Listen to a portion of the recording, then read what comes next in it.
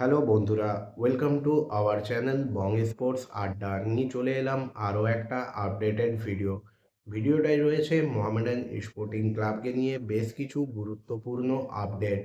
Mohammedan sporting ক্লাবকে নিয়ে প্রথম যে আপডেটটা তোমাদের সঙ্গে শেয়ার করে নেব সেটা হলো মোহামেডান স্পোর্টিং ক্লাব এই যে ট্রান্সফার উইন্ডোতে যে নতুন বিদেশি খেলোয়াড় অস্ট্রিয়ার সেন্টার ফরওয়ার্ড মার্ক আন্দ্রে শেমবককে সাইন করিয়েছে, তিনি কিন্তু কলকাতায় এসে পৌঁছেছেন এবং আজকে কিন্তু মোহামেডান স্পোর্টিং ক্লাবের জার্সিতে তার প্র্যাকটিসে নামার কথা। যদিও এই খেলোয়াড়টির রিক্রুটমেন্ট নিয়ে বেশ কিছু সদস্য সমর্থকদের মনে প্রশ্ন রয়েছে, তারা এই রিক্রুটমেন্টটা নিয়ে অসন্তোষও প্রকাশ করেছেন। তাদের প্রশ্ন হলো, যে খেলোয়াড়টি লাস্ট 3টে সিজনে ভালো পারফরমেন্স দিতে পারেনি, নিজের নামের পাশে যার গোল নেই, সেই রকম একজন খেলোয়াড়কে নেওয়ার কি কারণ সেটা তাদের বোধগম্য হচ্ছে না।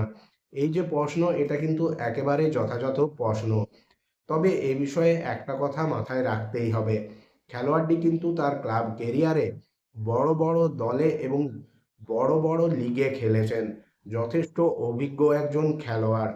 পাশাপাশি আশা করা যায় খেলোয়াড়টি কিন্তু মোহামেডান স্পোর্টিং ক্লাবের জার্সিতে নিজেকে মানিয়ে নিয়ে মোহামেডান স্পোর্টিং ক্লাবের জার্সিতে ভালো পারফরমেন্স করবেন এবং দলকে কিন্তু সাহায্য করতে পারবেন। এখন আমরা এটাই কিন্তু বলতে পারি। মোহামেডান স্পোর্টিং ক্লাবের এই নতুন বিদেশি রিক্রুটমেন্ট কিন্তু ডার্বির আগে কিছুটা হলেও মোহামেডান স্পোর্টিং ক্লাবকে অক্সিজেন যোগাবে।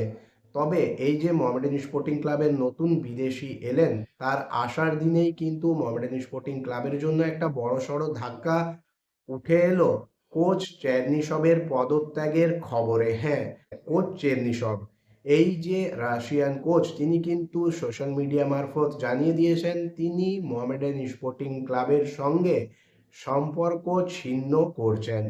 মোহামেডান স্পোর্টিং ক্লাবকে নিয়ে এবারের আইএসএলের শুরু থেকেই প্রতিদিন কোনো না কোনো নাটক কিন্তু আমরা দেখতে পেয়েছি। প্রথমে আমরা দেখতে পেলাম মোহামেডান স্পোর্টিং ক্লাবের আইএসএল খেলা নিয়ে একটা সংশয় তৈরি হলো ইনভেস্টরের কে নিয়ে। তারপর আমরা দেখলাম দল আইএসএলে খেললো, সেখানে প্রথম 2-3টে ম্যাচ ভালো পারফরমেন্স করার পর দলের পারফরমেন্সের গ্রাফ একেবারে নিম্নমুখী তলানিতে গিয়ে ঠেকলো। সেখান থেকে যদিও দল উঠে দাঁড়ালো, তার মাঝেই আমরা দেখলাম ইনভেস্টর এবং ক্লাব কর্মকর্তাদের বিবাদ, খেলোয়াড়দের হাতাহাতি, খেলোয়াড়দের বেতন না পেয়ে প্র্যাকটিস বয়কট, তাদেরকে বুঝিয়ে সুঝিয়ে প্র্যাকটিসে নিয়ে আসা, ইনভেস্টর ক্লাব কর্মকর্তাদের একে অপরের দিকে কাদা ছোড়াছুড়ি, আইনি জটিলতা, নানা কিছু আমরা দেখতে পেলাম। এবং সেই সমস্ত কিছুর প্রভাব পড়লো Mohammedan sporting club Mumbai city FC ম্যাচে, যেখানে দল লাগাতার 4টা ম্যাচে ভালো পারফরমেন্স করার পর 3-0 গোলে মুখ থুবড়ে পড়লো।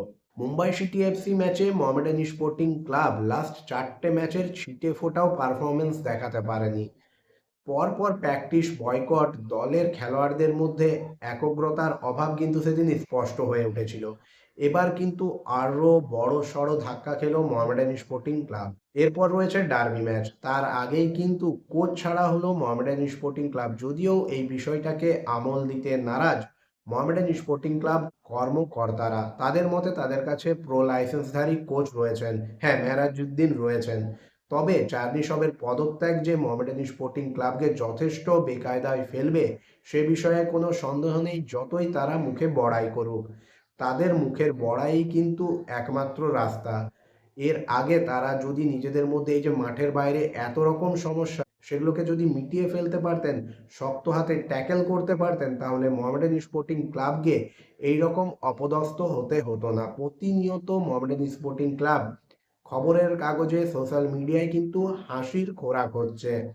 কোচ চেরনিসব তার পদত্যাগপত্রে জানিয়েছেন তিনি প্রায় 4 মাস বেতন পাননি, যে ব্যাপারটা কিন্তু মোহামেডান স্পোর্টিং ক্লাব কর্মকর্তারাও মেনে নিয়েছেন। তিনি জানিয়েছেন তার নাকি 2 মাসের বেতন বাকি, তিনি ফিফার দ্বারস্থ হয়েছেন।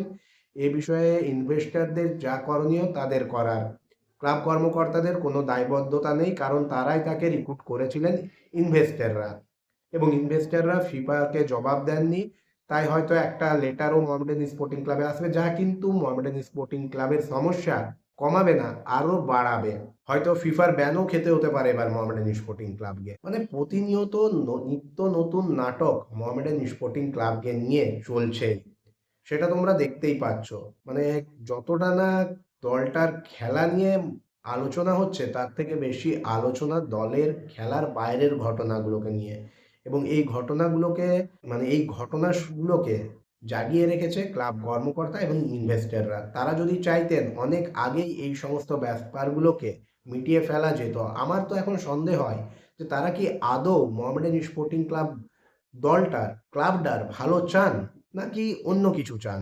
হাজার হাজার সদস্য সমর্থকদের কথা ভেবে সত্যিই খুব খারাপ লাগে যে দলটার একটা এত দিনের লেগেসি রয়েছে, সেই লেগেসি নিয়ে কিভাবে প্রতিনিয়ত ছিনিমিনি খেলা হচ্ছে। বন্ধুরা, তোমাদের কি মতামত এই বিষয়ে? জানি অনেকেই হয়তো আমার সঙ্গে সহমত নাও পোষণ করতে পারো, যে এক্ষেত্রে কিন্তু ক্লাব ইনভেস্টর এবং ক্লাব কর্মকর্তা দুপক্ষই দায়ী।